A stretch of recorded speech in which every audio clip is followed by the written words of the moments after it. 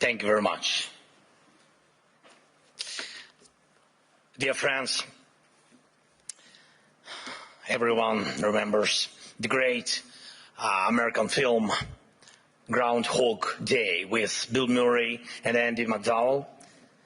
Yes, but no one would want to live like that, repeating the same thing for weeks, months, and of course for years. And yet, that's exactly how we live now. And it's our life. And every forum like this one proves it. Just last year, here in Davos, I ended my speech with the words, Europe needs to know how to defend itself. A year has passed and nothing has changed. We are still in a situation where I must say the same words, but why? The answer is not just about the threats that exist or may appear. Each year brings something new for Europe and for the world. Everyone turned attention to Greenland. And it's clear most leaders simply are not sure what to do about it. And it seems like everyone is just waiting for America to cool down on this topic, hoping it will pass away. But what if it will not? What then? There was so much talk about the protests in Iran, but they drowned in blood. The world has not helped enough the Iranian people, and it's true. It has stood aside. In Europe, there was Christmas and New Year celebrations, the seasonal holidays. By the time politicians came back to work and started forming a position, the Ayatollah has already killed thousands. And what will Iran become after this bloodshed? If the regime survives, it sends a clear signal to every bully, kill enough people and you stay in power. Who in Europe needs that message to become a reality? And yet Europe hasn't even tried to build its own response. Let's look at the Western Hemisphere. President Trump led an operation in Venezuela and Maduro was arrested, and there were different opinions about it, but the fact remains Maduro is on trial in New York. Sorry, but Putin is not on trial. And this is the fourth year of the biggest war in Europe since World War II. And the man who started it is not only free, he is still fighting for his frozen money in Europe. And you know what? He is having some success, it's true. It's Putin who's trying to decide how the frozen Russian assets should be used, not those who have the power to punish him for this war. Thankfully, the EU decided to freeze Russian assets indefinitely, and I'm grateful for that. Thanks Ursula, thanks Antonio, and all the leaders who helped. But when the time came to use those assets to defend against Russian aggression, the decision was blocked. Putin managed this, yes, managed to stop Europe, unfortunately. Next point.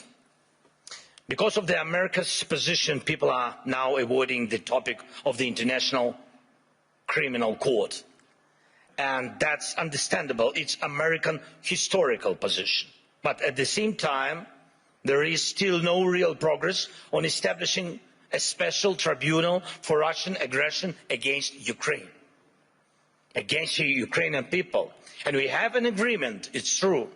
Many meetings have taken place, but still Europe hasn't reached even the point of having a home for the tribunal with staff and actual work happening inside. What's missing? Time or political will. Too often in Europe, something else is always more urgent than justice. Right now, we are working actively with partners on security guarantees, and I'm grateful for that, but those are for after the war ends. Once the ceasefire begins, there will be contingents and joint patrols and partner flags on Ukrainian soil.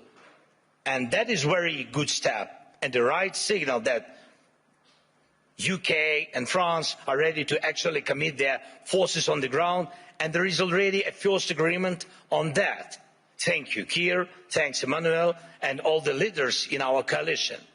And we are doing everything to make sure that our coalition of the willing truly becomes a coalition of action. And again, everyone is very positive, but, always but the backstop of President Trump is needed. And again, no security guarantees work without the US. But what about the ceasefire itself? Who can help make it happen? Europe loves to discuss the future, but avoids taking action today, action that defines what kind of future we will have. That is the problem. Why can't President Trump stop tankers from the shadow fleet and seize oil, but Europe doesn't? Russian oil is being transported right along European shores. That oil funds the war against Ukraine. That oil helps destabilize Europe. So Russian oil must be stopped and confiscated and sold for Europe's benefit. Why not? If Putin has no money, there is no war for Europe. If Europe has money, then it can protect its people. Right now, those tankers are making money for Putin, and that means Russia continues to push its sick agenda. Next point. I've said it before and I'll repeat it again. Europe needs united armed forces, forces that can truly defend Europe. Today, Europe relies only on the belief that if danger comes, NATO will act. But no one has really seen the alliance in action. If Putin decides to take Lithuania or strike Poland, who will respond? Who will respond? Right now, NATO exists thanks to belief that the United States will act, that it will not stand aside and will help. But what if it doesn't? Believe me, this question is everywhere in the minds of every European leader, and some try to get closer to President Trump, it's true. Some wait hoping the problem will disappear. Some have started acting, investing in weapons production and etc., building partnerships, getting public support for higher defense spending. But let's remember, until America pressured Europe to spend more on defense, most countries were not even trying to reach 5% of GDP, the minimum needed to ensure security. Europe needs to know how to defend itself. And if you send 30 or 40 soldiers to Greenland, what is that for? What message does it send? What's the message to Putin, to China? And even more importantly, what message does it send to Denmark? The most important, your close ally. You either declare that European bases will protect the region from Russia and China and establish those bases, or you risk not being taken seriously because 30 or 40 soldiers will not protect anything. And we know what to do. If Russian warships are sailing freely around Greenland, Ukraine can help. We have the expertise and weapons to ensure not one of those ships remains. They can sink near Greenland just as they do near Crimea. No problem, we have the tools and we have people For us, the sea is not the first line of defense, so we can take actions, and we know how to fight there if we were asked and if Ukraine were in NATO. But we are not. We would solve this problem with the Russian ships.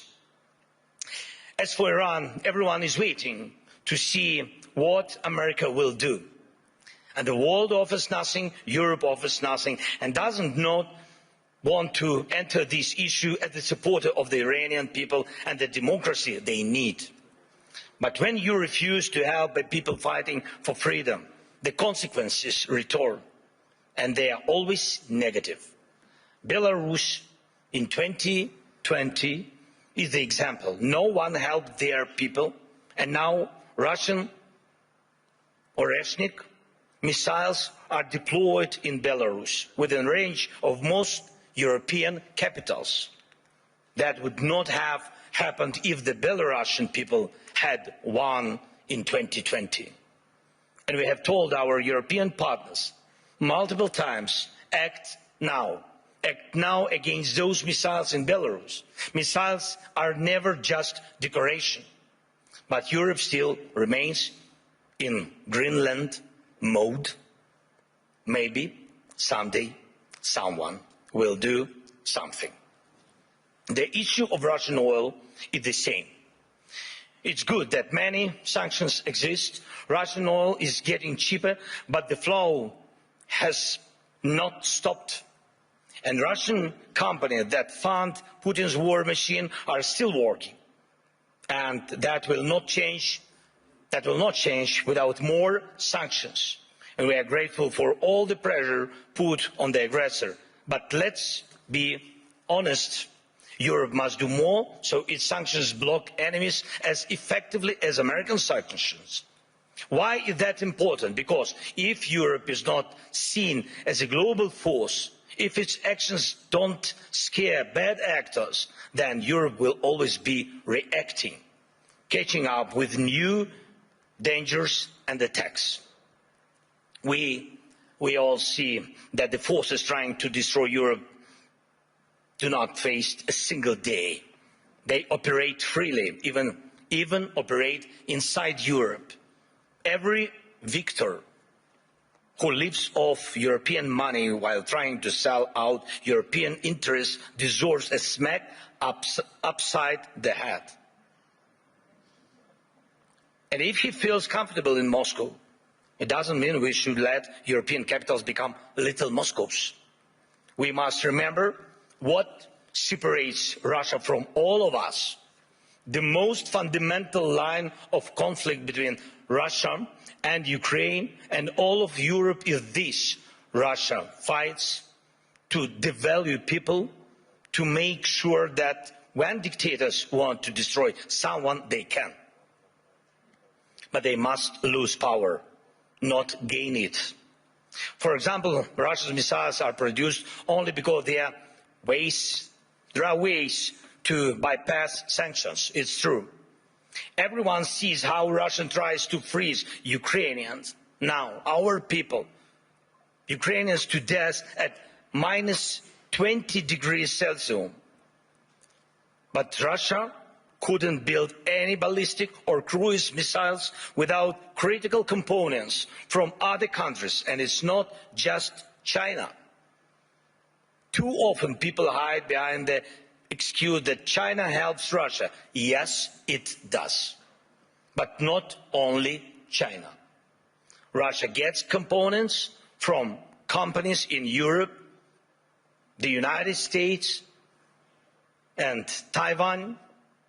Right now, many are investing in stability around Taiwan to avoid war. But can Taiwanese companies stop contributing electronics to Russia's war? Europe says almost nothing. America says nothing. And Putin makes missiles. And I thank every country, of course, and every company that helps Ukraine repair its energy system. This is crucial. Thank you to all who support the Pearl program, helping us buy Patriot missiles. But wouldn't it be cheaper and easier to just cut Russia off from the components it needs for missiles production, or even destroy the factories making them.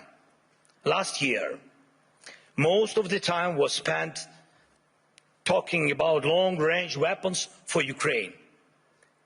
And everybody said that the solution was within range. Now, no one is even talking about it. But Russian missiles and Shaheeds are still here. And we still have the coordinates of the factories where they are made. Today, they target Ukraine. Tomorrow, it could be any NATO country. And here in Europe, we are advised not to mention tomahawks. Not to mention tomahawks to the Americans, not to spoil the mood. And we are told not to bring up Taurus missiles. When the subject is Turkey, diplomats say don't offend Greece. When it's Greece, they say be careful with Turkey. In Europe, there are endless internal arguments and things left unsaid that stop Europe from uniting and speaking honestly enough to find real solutions. And too often, Europeans turn against each other, leaders, parties, movements, and communities, instead of standing together to stop Russia, which brings the same destruction to everyone. Instead of becoming a truly global power, Europe remains a beautiful but fragmented kaleidoscope of small and middle powers. Instead of taking the lead in defending freedom worldwide, especially when America's focus shifts elsewhere, Europe looks lost, trying to convince the US president to change. But he will not change. President Trump loves who he is, and he says he loves Europe, but he will not listen to this kind of Europe. One of the biggest problems in today's Europe, though it's not often talked about, is the mindset. Some European leaders are from Europe, but not always for Europe. And Europe still feels more like a geography, history, a tradition, not a real political force, not a great power. Some Europeans are really strong, it's true. But many say we must stand strong, and they always want someone else to tell them how long they need to stand strong, preferably until the next election. But that's not how great power works, to my mind. Leaders say we must defend European interests, but they hope someone else will do it for them. And speaking of values, they often mean valueless. They are all like, we need something to replace the old world order with. But where is the line of leaders who are ready to act? Act now, on land, in the air, at the sea, to build a new global order. You can't build the new world order out of words. Only actions create real order. Today, America has launched the Board of Peace. Ukraine was invited, so was Russia, Belarus, though the war hasn't stopped. And there is not even a ceasefire. And I have seen who joined. Everyone had their reasons. But here is the thing. Europe hasn't even formed a united position on the American idea. Maybe tonight, when the European Council meets, they will decide something. But the documents were already signed this morning, and tonight they might also finally decide something on Greenland. But last night, Mark Rutte had spoken to President Trump. Thank you, Mark, for your productiveness. America is already changing its position, but nobody knows exactly how. So things move faster than we. Things move faster than Europe. And how can Europe keep up? Dear friends, we should not degrade ourselves to secondary roles, not when we have a chance to be a great power together. We should not accept that Europe is just a salad of small and middle powers seasoned with enemies of Europe. When united, we are truly invincible.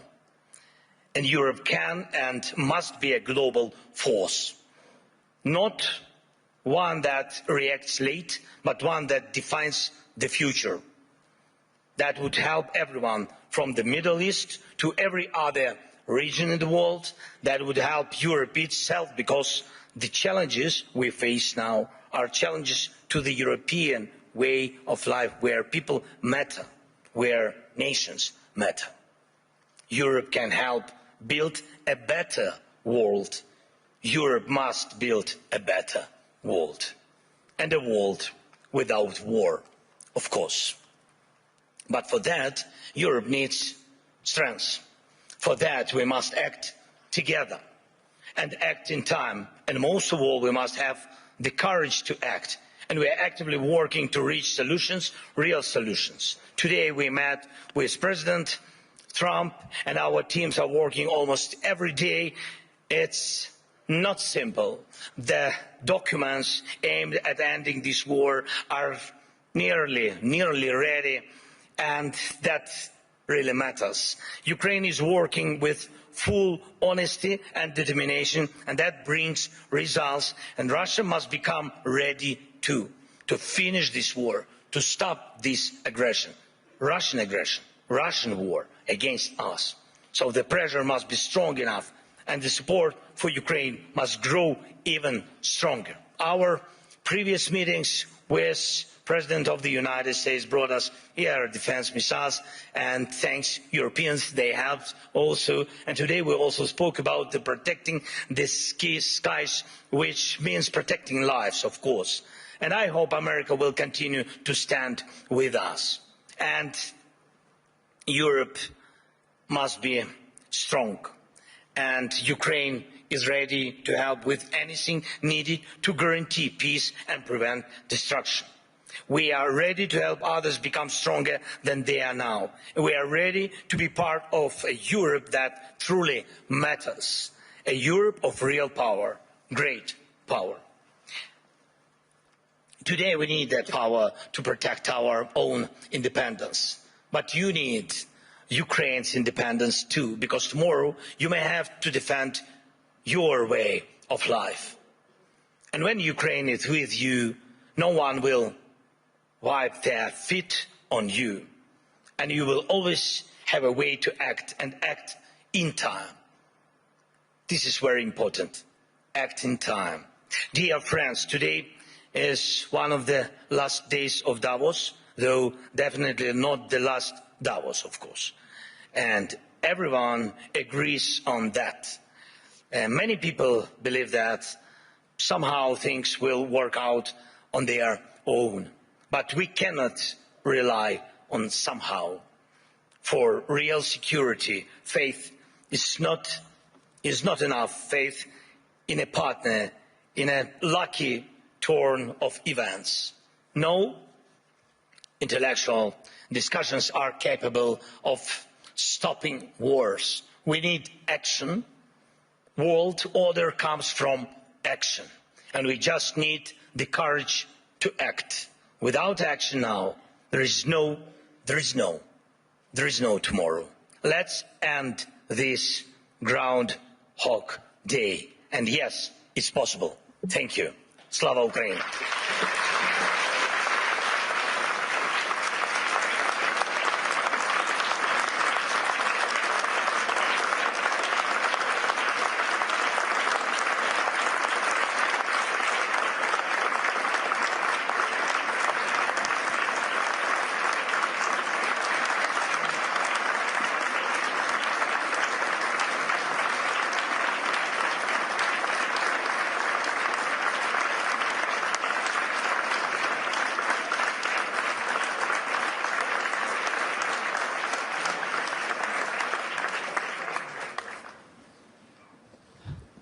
The President wanted me to sit, but I think you deserved every part of that standing ovation. Thank you so much. Mr. President.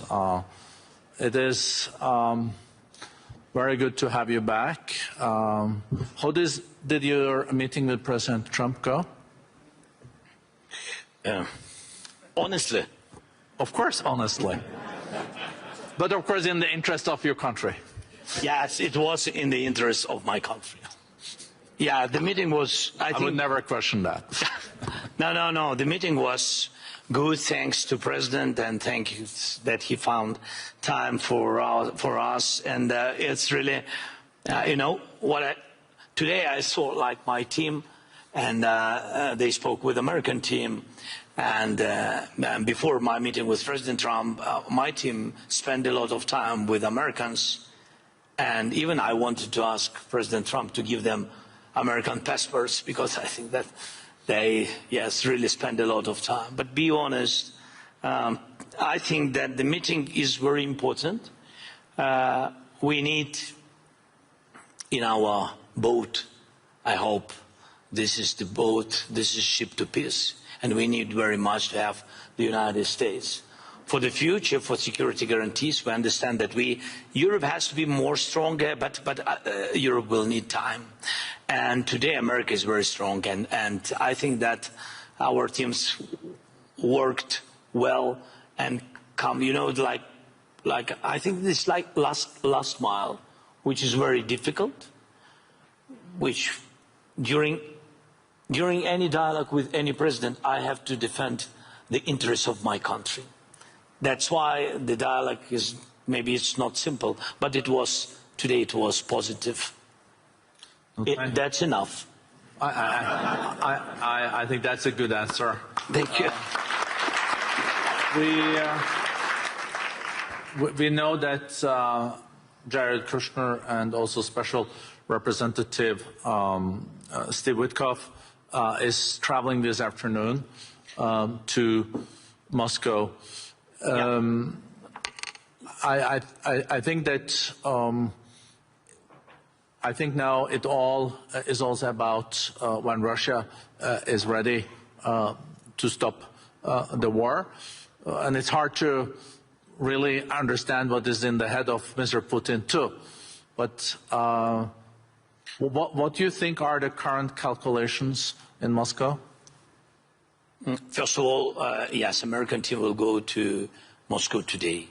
Yes, they waited for our meeting with President Trump, and now they will go, and my team will meet American team, and I think that it will be the first trilateral meeting in Emirates. It will be tomorrow and the day after tomorrow. Yes, it will be 2 days meetings in Emirates. I hope that Emirates know about it. Yes, sometimes we have such surprises from American side. Yeah, but in any way they will go there, and I think this is good. If on the technical level we'll begin this trilateral meeting, I hope that we will find some. I don't know. Russians have to be ready for compromises, because you know everybody has to be ready, not only Ukraine, and this is important for us. So we will see what the result will be, but that Russians will meet, that our guys meet today with Americans, then Americans will meet with Russians tomorrow. Today is at night. I don't know when. I don't know. Maybe Putin is sleeping. You said that nobody knows what is in his head. Yes, but they might have to wait a little bit for the meeting. I don't know. But tomorrow and the day after tomorrow we will have trilateral. Our guys will have trilateral meetings. It's better than not to have any kind of dialogue. So we are under attack. People live without electricity, and we are in a difficult situation. But Russians also in a difficult situation. We are answering on their attacks, and God bless. The war will stop. I hope so.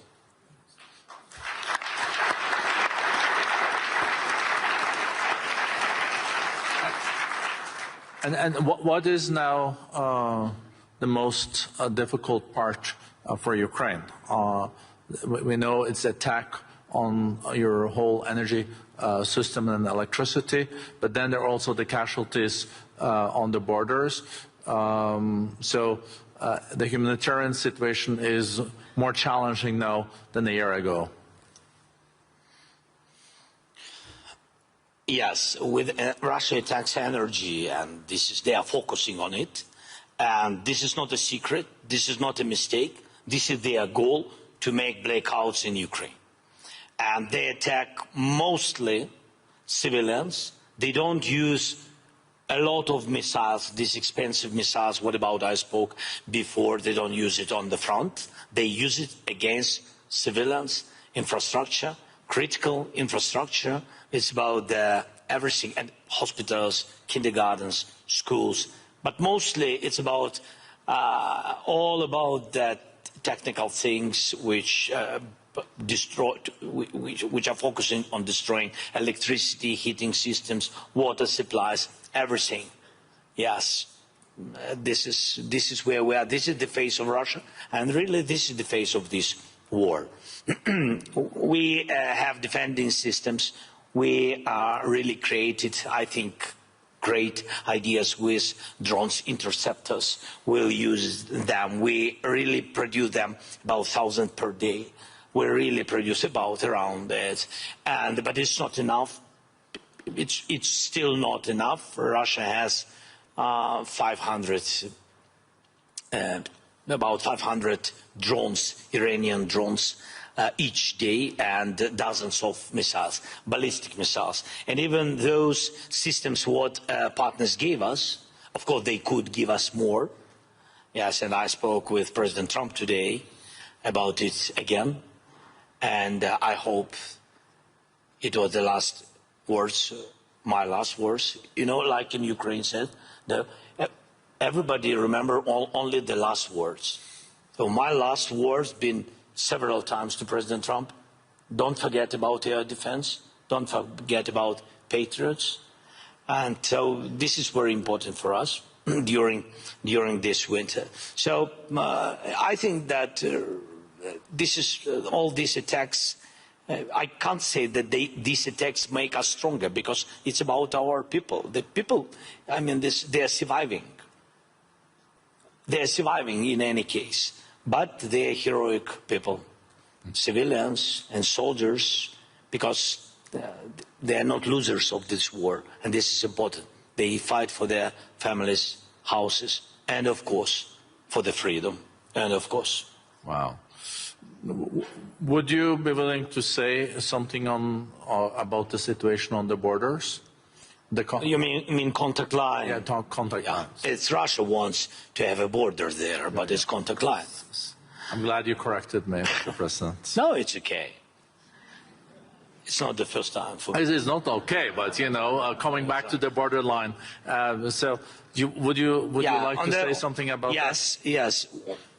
Look, I mean this again, it's about technologies, and I wanted to show you, but I had some technical questions, but I wanted to show you how we work. We see online the war, we see the real enemies, we see our losses and Russian losses. Russian losses are the biggest what they had ever. So I'm just sharing with you, the real statistic is 35,000 killed per month. 35,000 soldiers. Last year, these months, it was about 14,000. So Russia is not thinking about it, but we think about it. We think how they lose and how many soldiers they lose. We know that they mobilize 43,000 per month, and they begin to lose 35. From these 43, you have to know that about 10–15% are run away, and there are some wounded, but you can understand that their army stopped increasing. This is important because of our drones technologies and our operators of drones. But in any way, we want to stop tomorrow this war, of course.